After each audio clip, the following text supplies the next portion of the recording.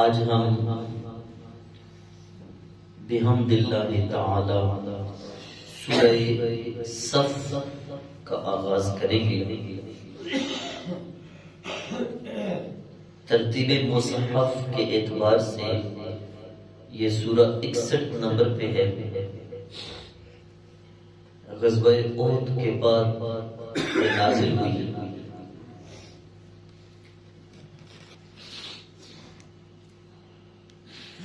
اس صف کا جو مرکزی مضمون ہے وہ ہے جہاد فی سبیل اللہ، اور جہاد پر جو اللہ تعالی نے حکم دیا اس کا جو ثواب ہے وہ اس کے مرکزی مضامین میں سے ہیں۔ آئیے پڑھتے ہیں۔ اللہ تعالیٰ نے ارشاد فرمایا، سبح للہ ما فی السماوات و ما فی الارض وهو العزیز الحکیم۔ آسمانوں میں جو بھی چیز ہے اور زمینوں میں جو بھی چیز ہے وہ اللہ کے لیے تسبیح کر رہی ہے۔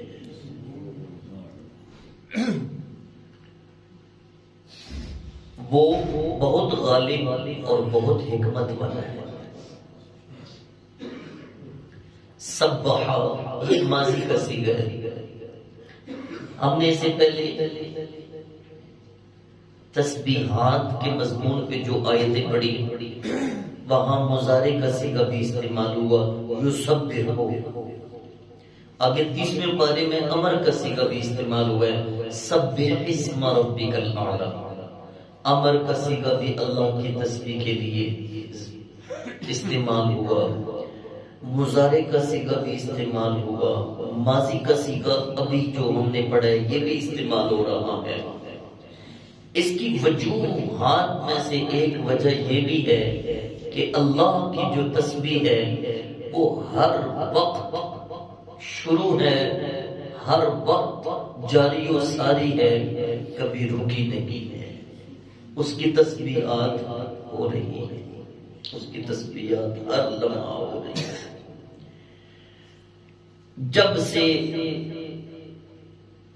جب بھی نہ تھا تب بھی اس کی تسبیح ہو رہی ہے۔ آگے فرمایا، یا ایھا الذین آمنوا لم تقولون ما لا تفعلون۔ اے ایمان والو، تم ایسی باتیں کیوں کہتے ہو جس پہ تم عمل نہیں کرتے؟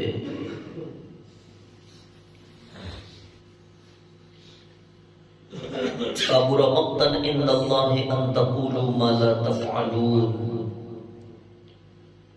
اللہ اس سے سخت غضبناک ہوتا ہے کہ کوئی ایسی بات بندہ کرے جس پہ پھر وہ عمل نہ کرے۔ حضرت عبداللہ بن سلام شمائل ترمذی شریف، جامع ترمذی شریف میں یہ حدیث پاک موجود ہے کہ فرماتے ہیں ہم صحابہ آپس میں بیٹھ کے باتیں کر رہی ہیں اور بات یہ ہو رہی ہے کہ کاش کہ ہمیں وہ چیز پتہ چل جائے جو اللہ کے نزدیک سب سے محبوب عمل ہے تو ہم وہ کام کریں۔ تو اللہ نے قرآن کی یہ 2 آیتیں نازل فرما دی۔ فرمایا، محبوب اپنے صحابہ سے فرما دو رب کو یہ بات پسند ہے کہ جو بات کہی جائے پھر اس پہ پہرا دیا جائے۔ یہ ترمذی شریف کی حدیث ہے۔ اللہ کو یہ بات پسند ہے کہ جو بات کی جائے پھر اس پہ عمل کیا جائے۔ امام راضی فرماتے ہیں یہ آیت کریمہ منافقین کے متعلق نازل ہوئی کہ جب وہ آپس میں بیٹھتے تو کہتے کاش کہ جہاد کا حکم دیا جاتا، کاش کہ ہم کافروں کے خلاف جہاد کرتے، قتال کرتے۔ اللہ فرماتا ہے جب ہم نے جہاد فرض کر دیا تو وہ کہنے لگ پڑے لِمَ كَتَبْتَ عَلَيْنَا الْقِتَالَ، رب نے ہمارے اوپر جہاد کیوں فرض کر دیا؟ پہلے کہتے تھے کہ کاش کے جہاد ہوتا، لیکن جب اللہ نے جہاد فرض کیا، جہاد کس نے فرض کی ہے؟ آپ کی توجہ قابل ہونی چاہیے، کمال ہے، جہاد کس نے فرض کی ہے؟ اللہ کا حکم ہے نا۔ اللہ فرماتا ہے وہ منافقین پہلے یہ تمنا کرتے کاش کہ ہم بھی میدان جنگ میں جاتے اور جہاد کرتے، مال غنیمت حاصل کرتے۔ اللہ فرماتا ہے جب ہم نے جہاد فرض کیا تو کہنے لگے ربنا لما كتبت علينا القتال، اے ہمارے رب تو نے ہمارے اوپر جہاد کیوں فرض کر دیا؟ اور علماء فرماتے ہیں یہ آیت نظر کے متعلق، منت کے متعلق نازل ہوئی ہے کہ جب کوئی بندہ منت مانگے تو اس کو پورا کرنا واجب ہے، نہ پورا کرنے سے اللہ تعالیٰ کی ناراضگی ہے، اللہ ایسے بندے کو پسند نہیں فرماتا۔ اس لیے کہا جاتا ہے کہ نظر کو پورا کیا جائے۔ اور یہ آیت کریمہ ان مبلغین کے متعلق بھی نازل ہوئی ہے، ان واعظین کے متعلق بھی نازل ہوئی ہے کہ خود تو بات کہہ دیتے ہیں لیکن عمل نہیں کرتے۔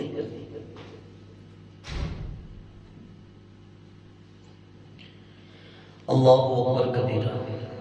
نبی کریم صلی اللہ تعالی علیہ وآلہ وسلم کے صحابی حضرت زید راوی ہیں، آپ فرماتے ہیں کہ رسول اللہ صلی اللہ تعالی علیہ وآلہ وسلم نے ارشاد فرمایا قیامت والے دن ایک شخص کو لایا جائے گا اور اس کو دوزخ میں پھینک دیا جائے گا، اور اس کی جو انتڑیاں ہیں وہ دوزخ میں بکھر جائیں گی، اور وہ دوزخ کی آگ میں اس طرح گردش کر رہا ہوگا جس طرح چکی کے گرد گدھا گردش کرتا ہے۔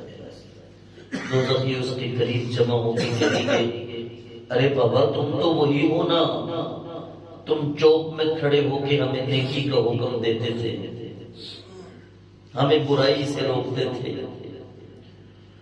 تو وہ آگے سے کہے گا ہاں ہاں میں وہی ہوں، تمہیں تو نیکی کا حکم دیتا تھا، خود نیکی نہیں کرتا تھا، تمہیں تو برائی سے روکتا تھا اور پھر خود جو ہے وہ برائی کرتا تھا، تمہیں تو لوگوں کی زمین غصب کرنے سے روکتا تھا، خود اس کے اوپر جم کے بیٹھا ہوا تھا، تمہیں تو منع کرتا تھا کہ گالیاں نہ نکالو اور خود بکواس کرتا تھا گالیوں کی صورت میں، تمہیں تو جناب میں دین کی اور شریعت کی بڑی بڑی باتیں سمجھاتا تھا اور خود جب بات آتی اپنے اوپر پھر سو جاتا آنکھیں بند کر کے کہ نہیں اپنی باری آتی تو میں بھول جاتا۔ اللہ فرماتا ہے کبر مقتم عند اللہ، اللہ کو یہ بات سخت غصہ دلاتی ہے کہ بندہ وہ بات کرے جس پہ پھر وہ عمل نہ کرے۔ حضرت انس بن مالک رضی اللہ تعالی آپ فرماتے ہیں کہ نبی کریم صلی اللہ تعالی علیہ وآلہ وسلم نے فرمایا معراج کی شب میں نے دیکھے کچھ ایسے لوگ جن کے ہونٹوں کو آگ کی بڑی بڑی کینچیوں سے کاٹا جا رہا ہے، اور جب ہونٹ کاٹے جاتے تو ان کی چیخ و پکار تو پوری دوزخ سنتی، لیکن ادھر وہ ہونٹ کٹتے پھر جڑ جاتے۔ تو جبریل مجھے فرمایا کرتے یا رسول اللہ صلی اللہ علیہ وآلہ وسلم یہ آپ کی امت کے وہ واعظین ہیں، وہ نصیحتیں سنانے والے لوگ ہیں جو خود تو لوگوں کو نصیحتیں سناتے لیکن خود اپنے اوپر عمل نہ کرتے۔ آپ کو ہزار ہاں مبلغین، ہزار ہاں واعظین ایسے روزانہ ملتے ہوں گے، گلی میں گزرتے گزرتے روک کے سمجھا رہے ہوں گے، آپ بازاروں میں شہروں میں چلتی چلتی روک کے سمجھا رہے ہوں گے، اور جنہیں بڑا شوق ہوگا مبلغ بننے کا، لیکن اے مبلغین وقت اے باعثین زمانہ کبھی قرآن کی یہ آیت میں پڑھ لو، میرا رب فرماتا ہے کبر مقتا عند اللہ، اللہ کو یہ بات سخت غصہ دلاتی ہے، لم تقولون ما لا تفعلون، کیوں تم ایسی باتیں کرتے ہو جس میں تم خود پہلا نہیں دیتے۔ آگے میرے رب نے ارشاد فرمایا ان اللہ یحب الذین، بے شک اللہ محبت فرماتا ہے ان لوگوں سے، کن لوگوں سے؟ یقاتلون فی سبیل اللہ، جو اللہ کی راہ میں جہاد کے لیے نکلتے ہیں، صف بستہ ہو کے نکلتے ہیں، ہاتھوں میں ہاتھ ڈالے نکلتے ہیں، جن کے سینوں میں خلوص برابر ہوتی ہے، جن کی نیتیں کامل ہوتی ہیں، جو صف بستہ ہو کے نکلتے ہیں اور یہ آرزو ہوتی ہے پروردگار ہم تیرے دین کے لیے نکلے ہیں، اب یہ جان تو نے دی تھی تو تیرے دین کی پر قربان کر کے واپس آئیں گے۔ اللہ ان سے محبت فرماتا ہے اور ان کا ذکر قرآن میں فرما رہا ہے۔ اللہ فرماتا ہے وہ جو صف بستہ ہو کے جہاد کے لیے نکلتے ہیں کأنہم بنیان مرصوص، گویا کہ وہ سیسا پلائی ہوئی دیوار ہے، کوئی چیز کوئی سوچ انہیں پھر پیچھے ہٹنے نہیں دیتی، کفار کے بڑے بڑے ہتھیار انہیں پیچھے ہٹنے نہیں دیتے، وہ حضور کے عشق میں اللہ کے دین میں بالکل استقامت کے ساتھ ہوتے ہیں، بالکل کھڑے ہوتے ہیں۔ اللہ رب العزت فرماتا ہے مجھے محبت ہے۔ یہاں جو صفن لفظ استعمال ہوا ہے، صف بستہ ہوتے ہیں، اسی لیے حکم دیا گیا ہے کہ جب میدان جہاد میں جاؤ تو پھر صفیں توڑنی نہیں ہے، توڑ کے پیچھے جانا یہ کفر ہے، پھر یہ انکار ہے۔ اس نے کہا تھا نا کافر تھیوے جڑا لا کے یاری، پھر آنکھیں میری بس ہے کافر تھیوے۔ اللہ اکبر کبیرہ۔ ہاں صف توڑی جا سکتی ہے ایک صورت میں، اگر مقابلے میں کافر للکار رہا تو توڑ کے آگے بڑھنا ہے، پیچھے نہیں جانا۔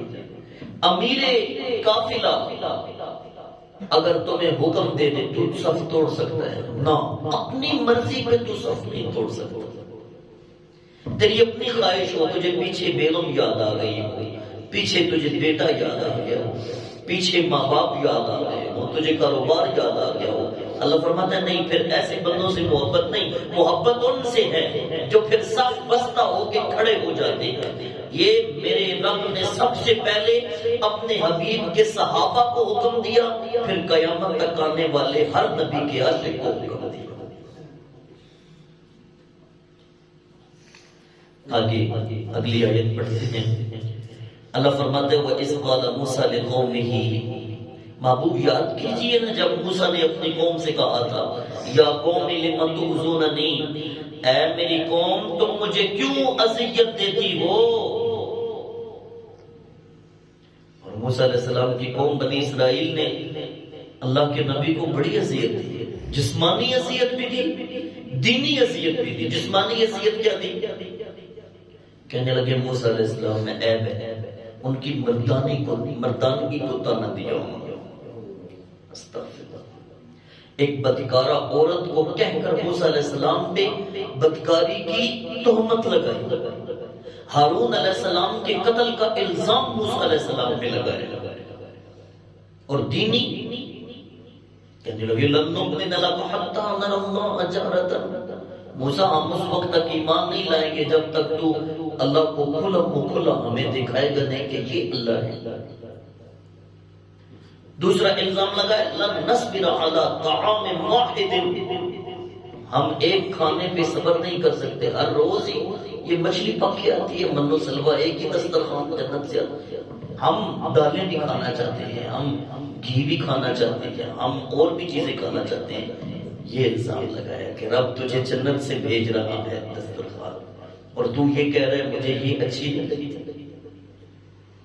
اور پھر کہا فَاذْهَبْ أَنْتَ وَرَبُّكَ فَقَاتِلَا، موسیٰ تو جا اور تیرا رب جائے، جا کے جو بڑے جابر قسم کے لوگ ہیں ان سے جہاد کریں، ہم نہیں جائیں گے، ہم تو بس مزے سے من و سلوہ کھائیں گے۔ اور بھی بہت سارے انسان لگا۔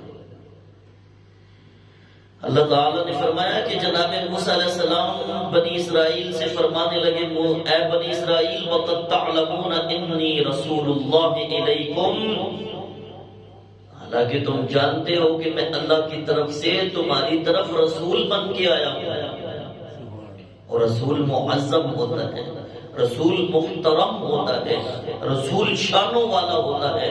تم نے رسول کی گستاخیاں کی تو سنو، فلما زاغوا ازاغ اللہ قلوبہم، تم نے میرے نبی سے کجروی کی، منہ موڑا تو اللہ نے تمہارے دلوں میں پردہ ڈال دیا، تمہارے دل دین سے موڑ دیے۔ آج یہودی کوشش کر رہے پوری دنیا پہ یہودی مذہب ہو جائے، پوری دنیا کے لوگ جو ہیں وہ یہود کے غلام بن جائیں۔ اللہ فرماتا ہے نا، تم نے میرے نبیوں کو قتل کیا، تم نے میرے نبیوں پہ عیب لگائے، تم نے اپنی مرضی کے جو احکامات تھے وہ تورات میں رکھے باقی سارے نکال دیے۔ تو ازاغ اللہ قلوبہم، اللہ نے ان کے دلوں کو پھر دین سے موڑ دیا۔ واللہ لا یہدی القوم الفاسقین، اللہ فاسقوں کو ہدایت نہیں دیتا۔ آئیے دوستان محترم، قرآن ہمیں سبق دے رہا ہے کہ جو بات کہی جائے اس پہ پہرا دیا جائے، اور جو میدان جنگ میں، میدان جہاد میں جب رب کا دین بلائے تو پھر تعطل کا شکار نہ ہو، بھاگو اور جاؤ، اور رسول اللہ صلی اللہ علیہ وسلم کی بات کو مانو، انہیں اذیت نہ دو، اس لیے کہ جو اللہ کے رسول سے منہ موڑتا ہے اللہ اس کا دل بھی دین سے پھیر دیتا ہے، اللہ فاسقوں کو ہدایت نہیں دیتا۔ یہ اگلی آیت کریمہ ہے، اس میں اللہ تعالیٰ نے ایک خوشخبری سنائی ہے، وہ عیسیٰ علیہ السلام کی زبانی سنائی ہے، اس کا ذکر میرے رب نے قرآن میں فرمایا۔ انشاءاللہ ہم وہ آئندہ نشست میں پڑھیں گے۔ اللہ ہمیں عمل کی توفیق عطا فرمائے۔ وما علیہ